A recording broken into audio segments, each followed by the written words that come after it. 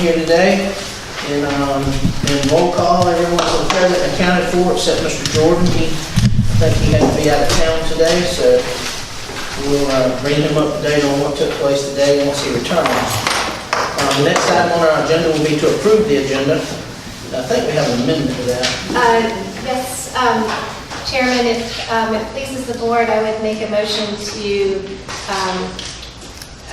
amend the agenda to move the executive session up to item I, which would take place directly after old business. All right.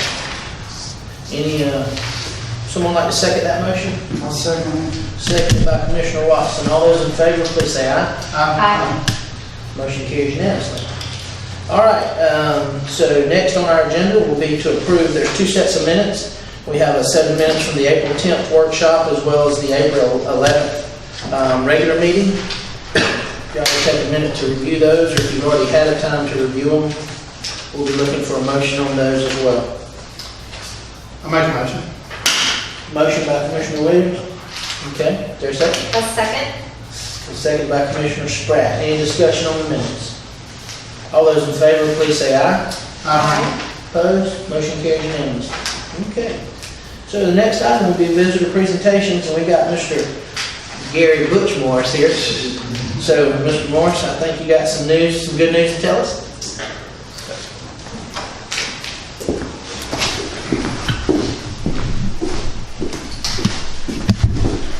I'm here to speak on behalf of the Leisure Service Program. My name is Gary Morris, known as Butch mostly around here. I've had that nickname for a long time, so it stuck with me.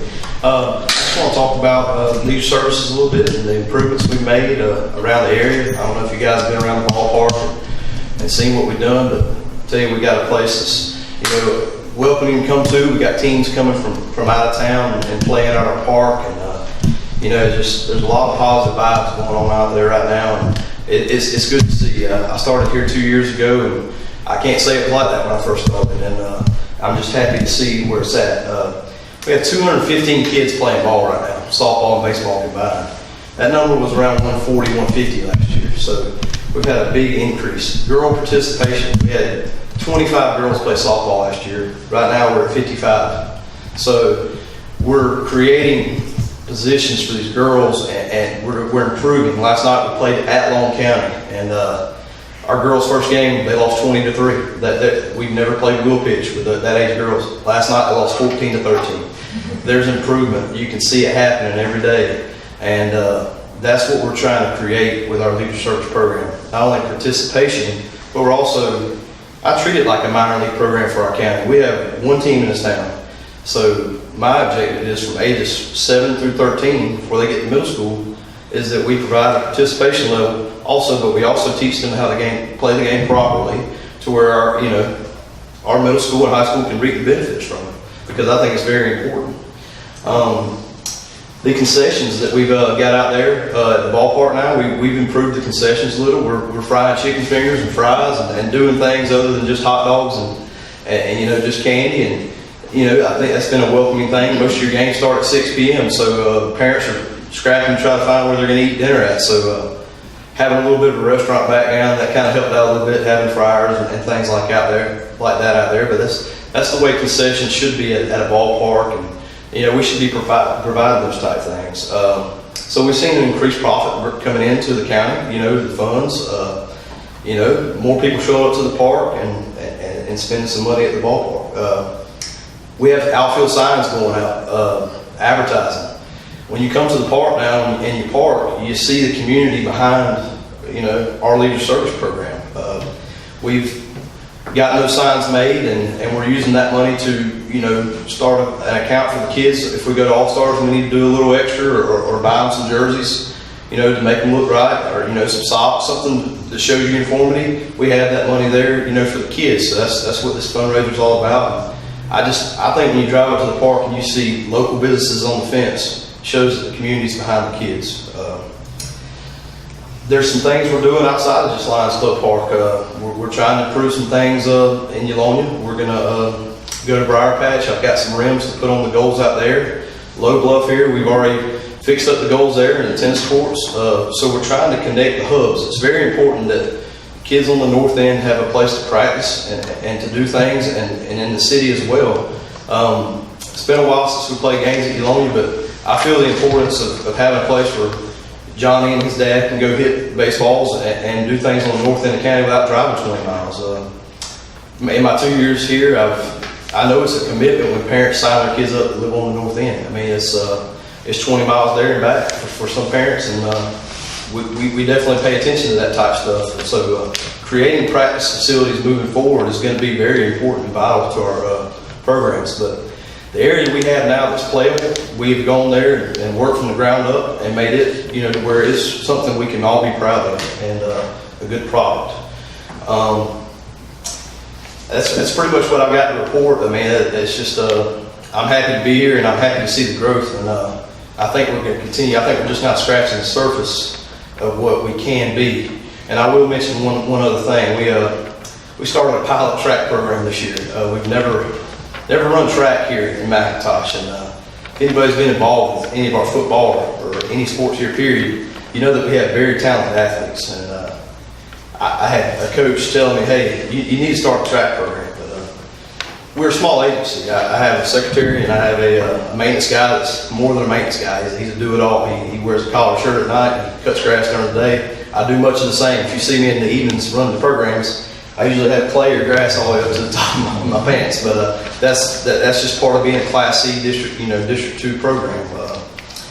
But we started a trial program with 6 kids, and I tell you what, they set the bar really high because we went to districts. So with those 6 kids, 4 qualified for state, and then we went last weekend to Augusta, Georgia, and came back with 3 state champions in track. So that's unheard of. That's the whole state of Georgia, y'all. So I can tell you right now, at Todd Grant Elementary, we have the fastest 8-year-old in the state of Georgia. I mean, that's Class A, Class B. He's fastest kid in the state of Georgia, and he plays on our football teams here locally, and that's something to be very proud of. And we're gonna present those kids some plaques, and they're gonna have a banner up in the gym because they absolutely deserve. I mean, I played college baseball, and played high school football on a pretty high level. And, I mean, these kids had, number one, they'd only been running track for 4 or 5 weeks. They're running against AAU kids that have been running track forever, and they show up to a stadium, a high school stadium with 3,000 plus kids in it. I mean, they didn't get started. I mean, they competed on that level in front of that many people. I only played in front of that many people a handful of times, is what I'm trying to say. So it's very impressive what those kids did. They were hungry for it, and they wanted to do it. But what that's going to create, it's not just winning a track championship. Those kids play on football teams and baseball teams and other things as well. It's going to create confidence to those kids. They know that they can do that now. And that's the precedent we have to set on the smaller level here, the Little League level, because that's going to follow these kids all the way up. All the kids that are running middle school track right now have never run GRPA youth track. The middle school coach is teaching them raw, that they're doing it then. These kids that come up in the next couple of years have done this. You're going to see a major difference in how we compete on the next couple levels. So I think that's all I got. I can sit here and talk for days about that. I didn't make notes. When I make notes, then I can be short, but I can talk for days about all this stuff. But I can tell you I'm passionate about it, and I want the best for these kids in this county. So thank y'all very much. Thank you. Gary, thanks for being here today. We appreciate that update. And I've heard lots and lots of good compliments on you and your facilities you're running, the program you're running since you took over. And we appreciate you and your staff. Anybody have any comments for Gary, Butch, Morris? We do appreciate you. I get a lot of good comments about Park too. Yep. Okay. All right. We'll move on. That's all. That's the end of the business presentations. We have no public hearings and we have no old business. So the next item on our agenda will be to go into executive session to discuss land acquisition, Mr. Attorney? Yes, sir. To discuss a land acquisition, so we'll need a motion to do so. So moved. Motion by Commissioner Spratt. I'll second. Second by Commissioner Williams. Any questions? All those in favor, please say aye. Aye. Opposed? Motion carries unanimously. We will be in executive session. Out soon.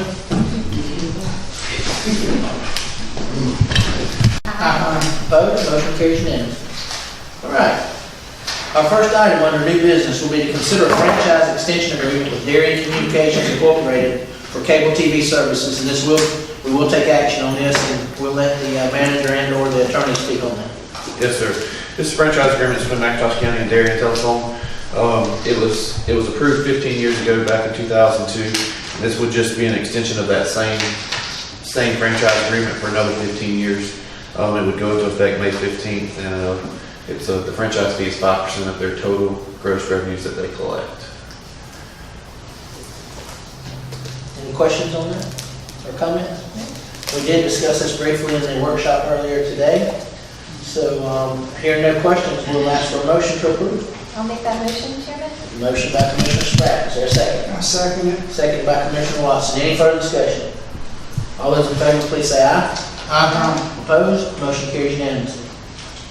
Okay, number 2 would be consider a proposal from Middle Georgia Outdoor Lighting Incorporated for high-mast lighting at the Lions Club Park, and authorize the county manager to execute the construction contract in the amount of $337,635.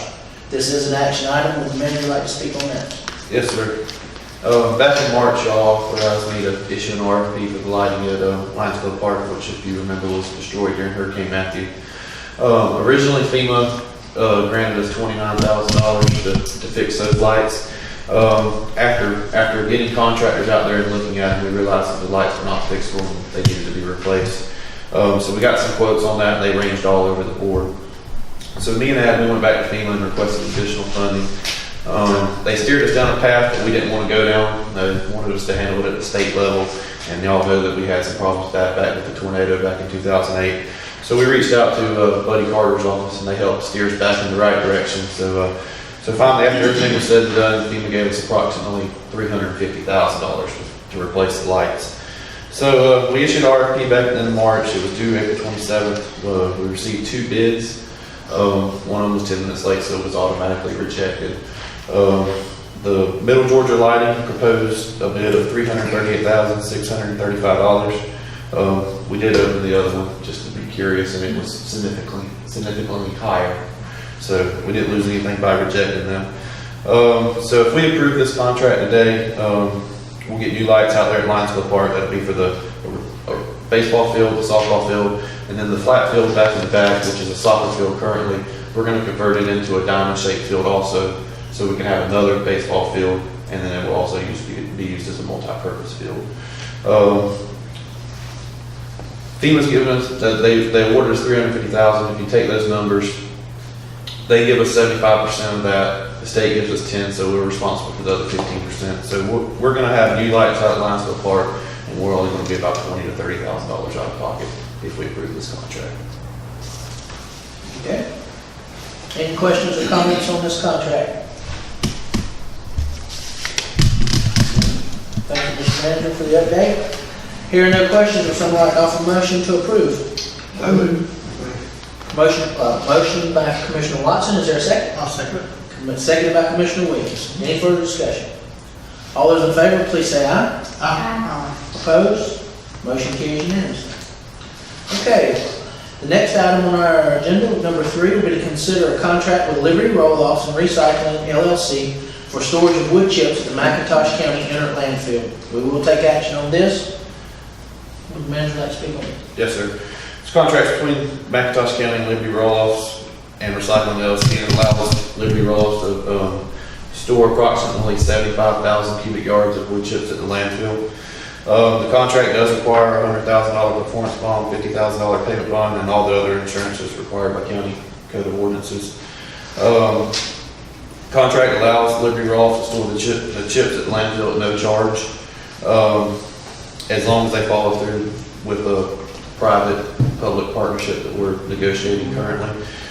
If they do not follow through with those, if those negotiations fall through, they will have to pay $10 per ton for the storage, and then $10 per ton for the disposal if they don't dispose of them themselves. Okay. We had a great deal of discussion on this in the workshop as well. Is there any further questions or comments for the manager at this time? I just want to take a quick look at the contract.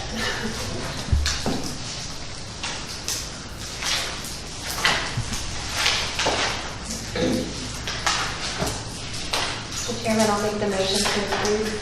All right, we have a motion by Commissioner Spratt to approve. Is there a second? I'll second. Seconded by Commissioner Williams. Any further discussion? All those in favor, please say aye. Aye. Opposed? Motion carries unanimously. All right, number 4 under new business will be to consider a contract with Coastal Regional for McIntosh County Comprehensive Plan update and facilitation of the meetings. Would the manager like to speak on that? Yes, sir. McIntosh County's full comprehensive plan is due by the end of February 2018. These plans typically take 18 months to prepare. We only have 9. If we don't get it done in time, we could lose our qualified local government status, which would make us ineligible for federal and state grants. I met with the CRC last week, and they thought that they could get this project done in a 9-month time frame. The contract before you shows all the services that they'll provide us as far as hosting meetings and leading us in the right direction. The cost of the plan will be $25,000, and like I said, they assured us they could get it done in time. Again, this is something we discussed earlier. Is there any further discussion, questions, or comments? All right, do we have a motion to approve this contract? I'll make that motion. Motion by Commissioner White. Is there a second? I'll second. Seconded by Commissioner Williams. Any discussion? All those in favor, please say aye. Aye. Opposed? Motion carries unanimously. Okay, the last item under new business will be to consider a contract with the Coastal Regional Commission for GIS services. Would the manager please speak on that as well? Yes, sir. Currently, the CRC handles most of our GIS needs. On average, we spend about $10,000 a year with them. Services that they perform for us currently are partial splits for the tax assessors. They create maps for any plans or projects that we're working on. And then they also create public safety map books, which breaks the county out in quadrants, and that way we can do a search and rescue if there's a bad storm or something like that. The contract before you they would handle all of our GIS services. The initial cost would be $25,000 a year.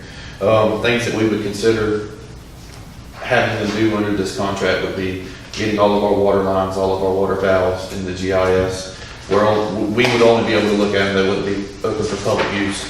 But we could get center line road mileage, and then we could have them make maps both for internal and public use, such as floodplain maps and zoning maps. After talking with Hunter Key, the cost for the first year is higher because it's going to take a long time, many hours of work to get this data in there initially. He seems to think it could go down to about $15,000 in year 2 if we decide to keep going that route. If you think about it, that does seem kind of high. But the more I got thinking about it, if we have an employee on staff, that would cost us at least $75,000 for salary and benefits for that employee. So I think this is a good service that they can provide us. Any comments or questions on the contract for GIS services? Hearing none, would someone like to offer a motion? I do. Motion by Commissioner Williams. Is there a second? Second. Seconded by Commissioner Watson. Any further discussion? All those in favor, please say aye. Aye. Opposed? Motion carries unanimously. All right, that ends everything under new business, and we'll move to commissioner reports. We'll start with Commissioner Williams. We had a good report from our technical director, Butch, and if y'all take time to watch that when it comes back up, it's a whole lot. They're doing a good job, getting a lot of good comments out there, and we've got a lot going on. We appreciate y'all's support. Thank you. Commissioner Watson. It'll probably be advertised again in the newspaper another time or two. The Coastal Community Health Services, which is a new clinic up in Sheldon Bluff, is having their grand opening Saturday week, which would be the 20th of May.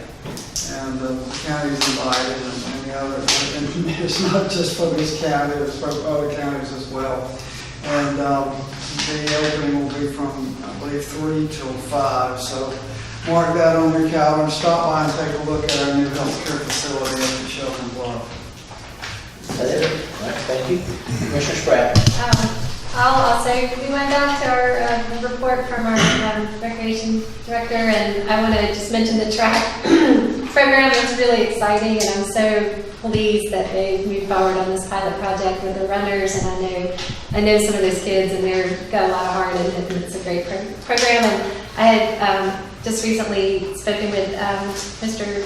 Sean Jordan, reminding him we were discussing the plans for the Alumnia ball field, and he was assuring me that they had not forgotten about the idea of putting a track around that field for passive use. It seemed like a really good, fairly easy project to do there, and a natural place for it. We don't have a public track in this community, and it would also provide a place for these kids that are training and getting involved in track to also go, as well as our seniors and anybody else who wants to spend some time on the track. I think it's a great project, and I was pleased to know that it was still on the drawing board. That concludes my report. All right, my report will be brief. In the workshop earlier and in the Darien News today, there was coverage of Mr. Wayne Mitchell moving on. He's our chief appraiser, and we just want to recognize him and thank him. He had a conflict, he had to leave. He's got his own meeting down at the tax assessor's office today. But we just want to commend him on a job well done. He did a really good job for McIntosh County, and just wish him the best in moving forward in his new endeavor. So we thank Mr. Mitchell for his service and his staff as well. And that concludes my report. Manager. Yes, sir. Courthouse bathrooms. This has been a long time coming. But we have released an RFP for that. It is due May 15th. We held a mandatory pre-construction meeting, and only one contractor showed up. So that one contractor is the only contractor that is eligible to bid. We did advertise it in the Darien News, and we sent out 7 or 8 invitations to local to contractors around the area. Saying all that, I'll just remind you, if that contractor knows he's the only one in the hunt, if the price comes in too high, we can always reject that and rebid it. So we look forward to seeing that on May 15th. Custodial services RFP. We've started working on one of those. Right now we have 3 or 4 different vendors that we use for custodial in different buildings in the county. We're hoping we can lump that into one contract and possibly save some money there. King Swamp Road, we have a pre-construction meeting this afternoon at 2 o'clock. The county road department started clearing the additional right-of-way that we needed for that project yesterday, and the contractor should start laying base and asphalt hopefully in the next few weeks. C&D landfill public hearing, that is Monday, May 15th at 5 p.m. at the courthouse. Once that hearing is completed, there'll be a 2-week grace period to review all the comments, and then we should be issued a permit hopefully right at the beginning of June. There's a possibility that I won't be at that hearing, nor the chairman. We have a trip with the Development Authority to Atlanta that day. We're supposed to be back in Glenn County at 4:30, so I don't know if we'll make it back or not. But Ad will be here, Sherelle, and Sean, so if any other commissioner could show up, please do so. And then the last thing, the 2018 budget. I've completed the budget worksheets and sent them out to all constitutional officers and department heads. They're due back to me May 31st. I have received the preliminary digest, and it has decreased again. The preliminary digest is down about $1 million from last year. So last year we were at 462 million, and now we're at 461 million for the gross digest. That concludes my report. So I assume we will be scheduling a budget retreat sometime in July, August? Probably late July, early August, somewhere. Okay. Does that conclude your report? All right, Mr. Attorney. No report and no need for further executive session. All right, thank you. Well, hearing that, then we will be adjourned.